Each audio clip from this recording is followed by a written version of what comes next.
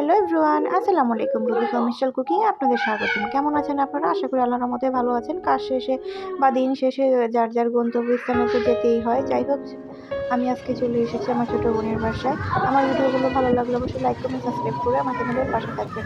আসার আগে এখানে আমি সকালে সকালে রান্না করে নিয়েছি, ভাত বসিয়ে দিয়েছি, আর এখানে লাউ কেটে নিয়েছি, আর রাতে একটা কেক বানিয়েছিলাম, ওইটা আমি অফিস কিনে ডেকোরেশন করে নেব। আর আমার কথায় কোথাও জড়তা বা ভুল থাকলে অবশ্যই ক্ষমা দৃষ্টিতে দেখবেন। এখানে আমি তেলাপিয়া মাছ ভিজিয়ে রেখেছিলাম, এগুলোকে ভালো করে ধুয়ে আমি মশলা দিয়ে মাখিয়ে রাখবো। আর ফুল ভিডিওটা অবশ্যই দেখবেন, ভালো লাগলে অবশ্যই কমেন্টস করে জানাবেন। আর তরকারিগুলো রান্না করা কেমন হয়েছে সেটাও অবশ্যই জানাবেন।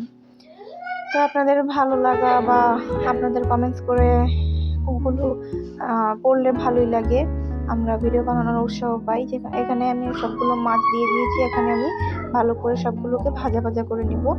তো যাই হোক, মাছগুলো ভাজা শেষে আমি ওই কড়াইয়ে এখানে কেটে রাখা পেঁয়াজগুলোকে দিয়ে দিব।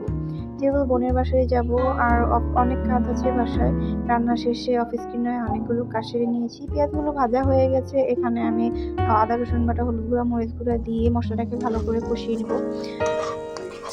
পরিমাণ মতো লবণও দিয়েছিলাম। তো যাই হোক, কেটে রাখা আর ধুয়ে রাখা লাউগুলো এখানে আমি দিয়ে ভালো করে কষিয়ে নিব। বাইরে সাইডে বাচ্চারা কিচিমিচি করছে, ওইটা একটু সবাই অ্যাভয়েড করে অবশ্যই আপনাদের সাথে শেয়ার করব। আর বোনের বাসা থেকে এখান থেকে ওদের নিয়ে আমি আবার বাবার বাড়িতে যাব। যাই হোক, আমি এখানে কষানো শেষ হয়ে গেলে পরিমাণ মতো পানি দিয়ে এখানে রান্না করে নেব। এখন আমি ঢেকে দিব। আর আপনারা কমেন্টস করে জানাবেন কেমন হয়েছে। তো যাই হোক, সবগুলো মাছ আমি এখানে দিয়ে রান্না করে নেব।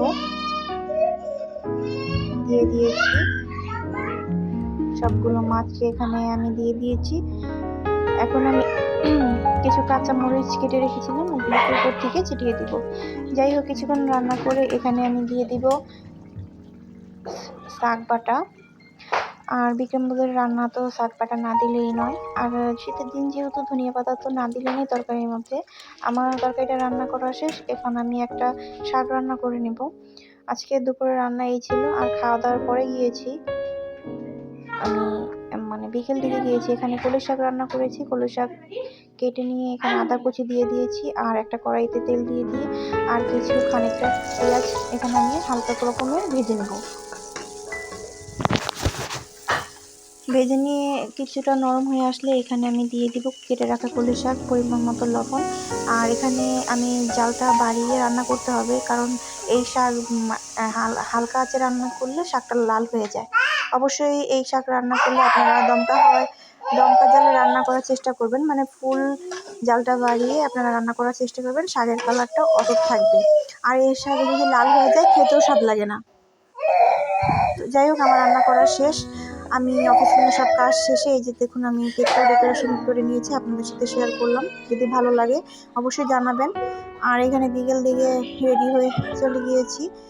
যাই হোক, সবাই ভালো থাকবেন। আল্লাহ হাফেজ।